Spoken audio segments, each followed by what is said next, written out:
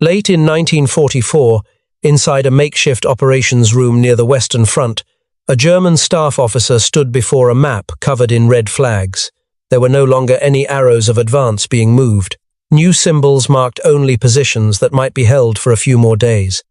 The map laid bare the reality of the Third Reich. The war was no longer about where to attack, but about how to withdraw without collapsing immediately. In that room, no one spoke of defeat, but no one spoke of victory anymore. Reports from the Corps headquarters had been reduced to numbers. Many infantry divisions were down to 9,000, 10,000 men, from an authorized strength of 15,000, yet were still expected to hold frontages, stretching 25-30 kilometers.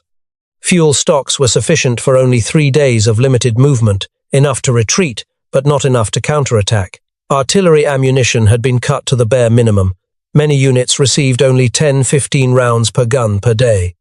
Staff officers were no longer calculating how to win, but which sectors could be abandoned without causing the entire line to collapse. They understood clearly that this system no longer had the capacity to recover. On the battlefield, German units no longer controlled the tempo of combat, but were being carried along by the enemy's momentum. Small counterattacks served only to buy a few more hours or days. For frontline commanders, the war had shifted from the pursuit of victory to the postponement of defeat. In silence, withdrawal became the only remaining option, one that could never be spoken aloud. And in that quiet preparation, they acknowledged what had never been permitted to be acknowledged before. This war was lost. The only question left was the price that would be paid. The acknowledgement of the war's true direction began to reveal itself in the way reports were written. Assertive language gradually disappeared, replaced by cautious and ambiguous phrasing, enough to describe the situation without naming defeat. Holding firm became stabilizing, counterattack was replaced by line adjustment, and requests for reinforcements were framed as suggestions rather than demands. In reality, many German corps were operating at only 65–70% of their authorized strength, yet the reports carefully avoided stating those figures outright. Staff officers understood that every word could become evidence against the man who wrote it, if it ran contrary to what Hitler wanted to hear. Heinz Guderian himself, chief of the Army General Staff in late 1944, admitted after the war, at headquarters, no one wanted to hear the truth anymore. They only wanted to hear what would not shatter the Führer's confidence. As a result, reports were no longer meant to convey reality in full, but to survive the next desk they would pass across in Berlin.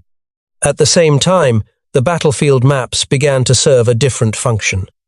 Arrows of advance were shortened, gaps were filled with temporary symbols, and lost areas were labeled as contested. This was done to prevent the upper levels of the chain of command from collapsing under the weight of a truth that had become too obvious.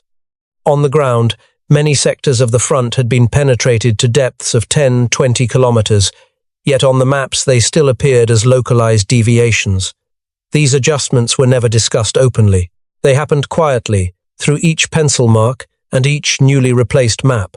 Erich von Manstein later described this very phenomenon. The maps at headquarters grew increasingly detached from what the soldier actually saw on the battlefield. For Germany's commanders, the map was no longer a tool for achieving victory, but the final buffer between the reality of the war and a worldview that could not accept defeat. In Berlin, Hitler still stood before those same maps and saw what he wanted to see. Withdrawals were interpreted as temporary redeployments. Areas of lost control were viewed as gaps that would soon be filled by sheer will. The gap between what the maps showed and what they actually represented widened by the day, yet no one dared to close that gap with words. For Hitler, the map was a place where the war could still be shaped by orders. For the generals, it had become a silent record of a reality slipping out of control with each passing day. The consequences of this growing disconnect became unmistakable from late August into the autumn of 1944, immediately after the collapse of the German front in Normandy and the Allied crossing of the Seine. During this period, many units of Army Group B and Army Group G were ordered to hold towns and defensive positions in Lorraine, Saarland, and along the West Wall. even though their supply systems had been severely disrupted by air attacks and the disintegration of the rear areas. In reality, many of these units had fuel for only 1 to 2 days of limited movement. Artillery ammunition was rationed to roughly 10 rounds per gun per day, and resupply was virtually impossible during daylight due to Allied control of the air. From this point on, a quiet division began to take shape within the German command structure. It was not a split between loyalty and betrayal, but between those who directly bore the consequences and those who made decisions without feeling their impact.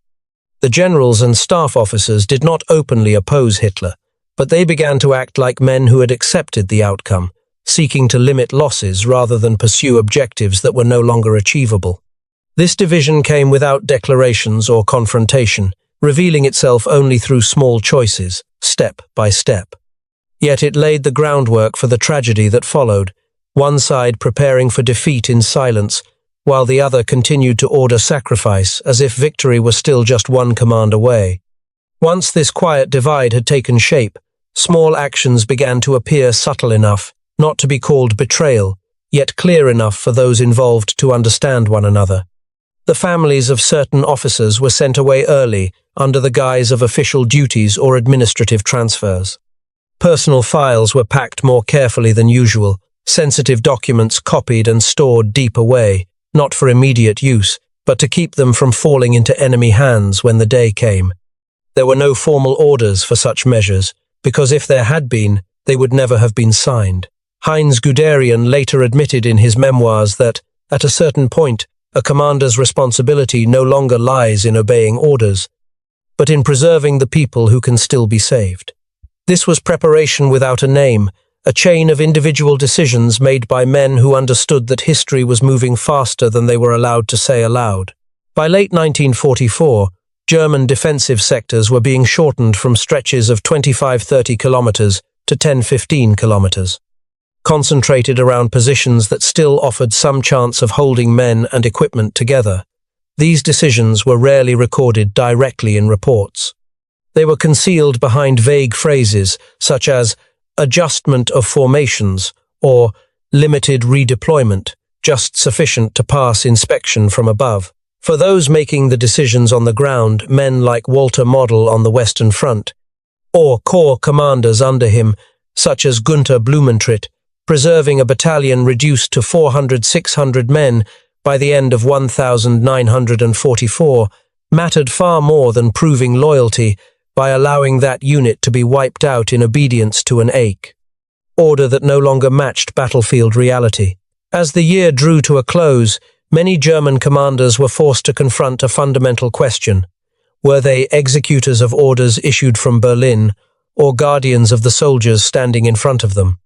In late 1944, units of Army Group B were ordered to hold towns across the Rhineland, and the Ruhr, despite cut supply lines, fuel sufficient for only 1 or 2 days, and artillery limited to 10 rounds per gun per day.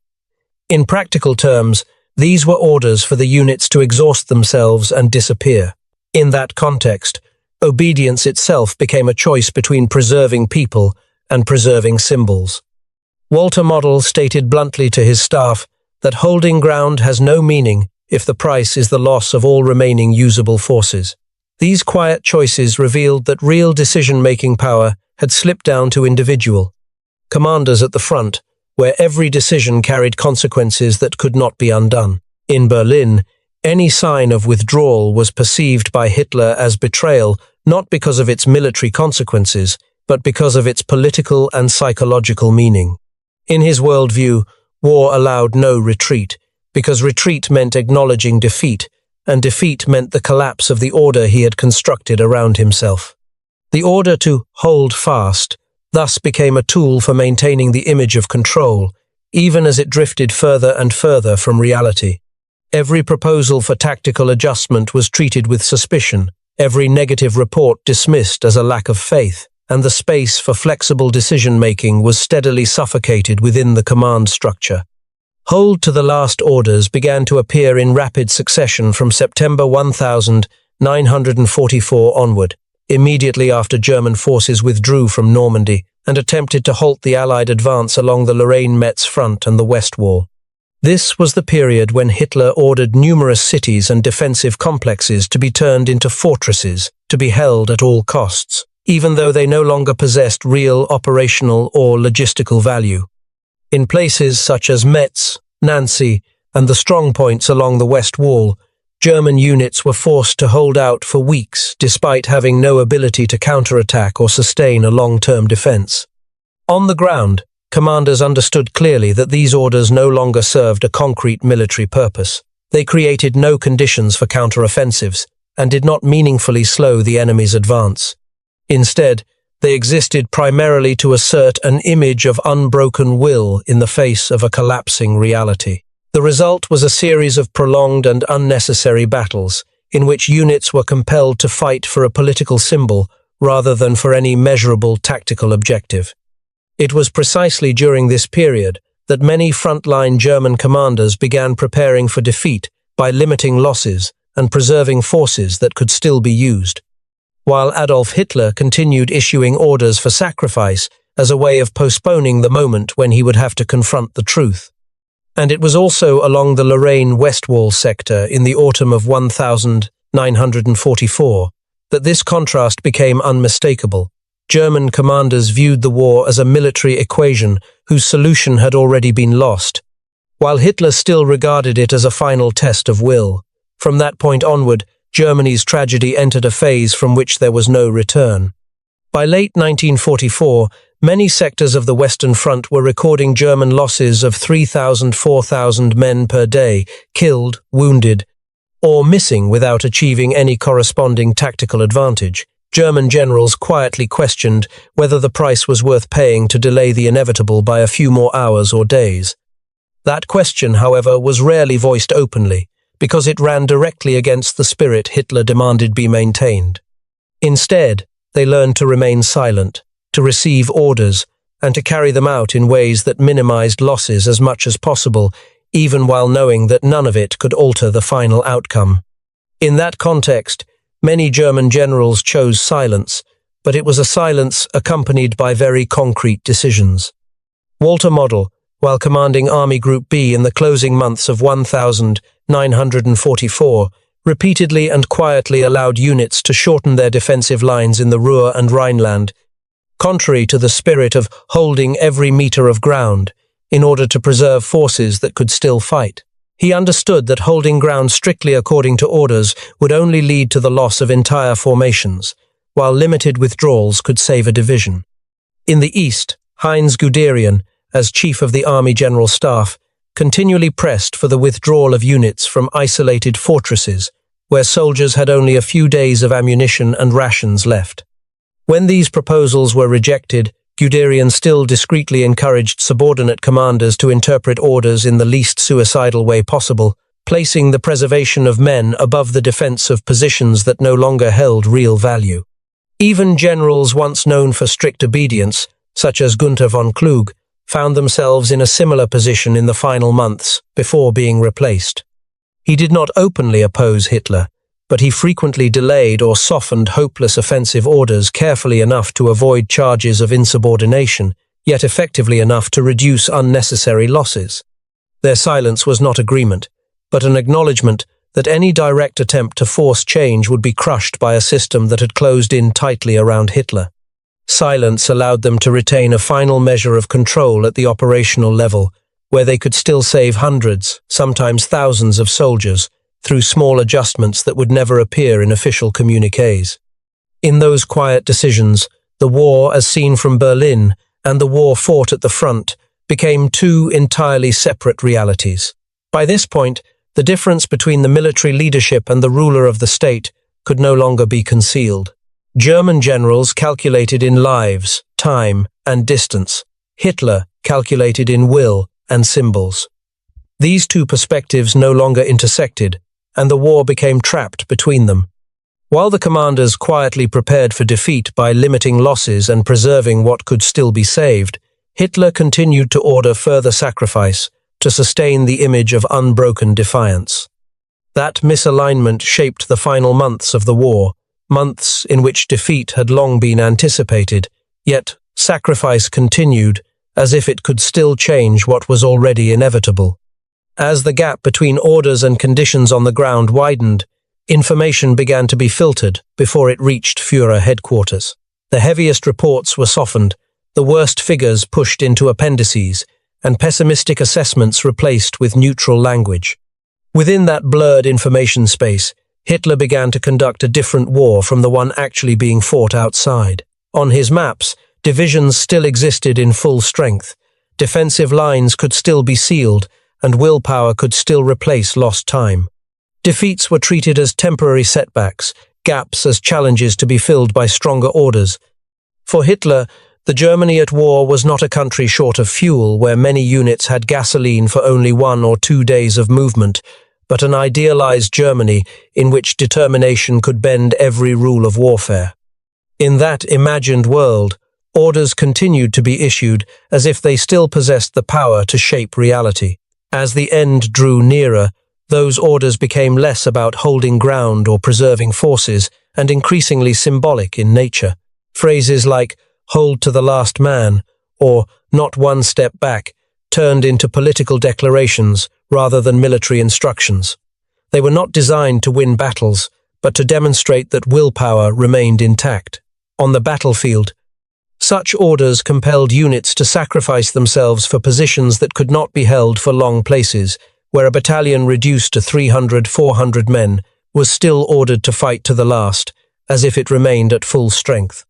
Commanders understood clearly that the price being paid bought neither meaningful time nor any significant tactical advantage. The German general's preparation for defeat became unmistakable after the collapse of the Ardennes offensive in January 1945.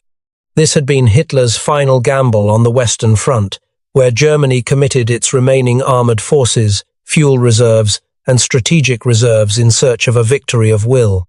When the offensive was halted, Germany not only failed militarily, but also exhausted its ability to continue the war. More than 80,000 casualties were suffered, hundreds of tanks were destroyed, and the last fuel reserves were consumed in an operation that achieved no strategic objectives. Immediately after Ardennes, many German commanders understood that the war could no longer be salvaged. On the Western Front, Walter Model ceased searching for counteroffensives and began contracting his defensive lines, prioritizing the preservation of forces over holding ground in strict accordance with "hold fast" orders. At the general staff level, Heinz Guderian regarded Ardennes as the true endpoint, admitting that Germany had lost all mobile forces and no longer had the capacity to replace its losses. From this moment on, the decisions of the military leadership were no longer aimed at victory, but at reducing the cost of a defeat that was now certain. Hitler, however, was the only one who refused to accept that conclusion. He viewed Ardennes not as proof of collapse, but as a failure of insufficient will, and continued to issue orders for last-ditch resistance as if greater determination alone could reverse reality. This detachment marked the clearest moment of all. Germany's commanders had prepared for defeat after Ardennes. Hitler never did. For Hitler, defeat was not merely the loss of territory or armies, but the disintegration of an entire order that he had bound tightly to himself. In that worldview, no boundary existed between the individual and the nation, between command and destiny. To acknowledge defeat was to admit that will alone was insufficient to bend reality, and that was unacceptable. As a result, orders continued to be issued, growing ever more rigid and symbolic. Hold fast and fight to the last became the only means of sustaining the illusion of control, even as many units were reduced to half strength, with fuel for only 1 or 2 days and artillery ammunition limited to survival levels. By early 1945, Germany no longer possessed the capacity to replace losses of tens of thousands of men each month, while its enemies continued to sustain their offensive momentum. Every decision thereafter, whether to hold forces in place, to withdraw early, or to filter information sent back to Berlin, stemmed from that realization. The fall of Berlin was merely the visible final punctuation to a defeat that had been prepared in silence for months. It was within that gap that the difference between the military leadership and Hitler became irreconcilable. The generals viewed the war through numbers, time, and human lives, and therefore prepared for defeat as an inevitability. Hitler viewed it through will and symbolism, and so orders for sacrifice continued to be issued in the belief that determination could reverse reality. Between those two perspectives, the war was prolonged even after its purpose had vanished. And when Berlin finally fell, what ended the war was not the last shot fired, but the moment when no one remained with enough power to delay the truth any longer.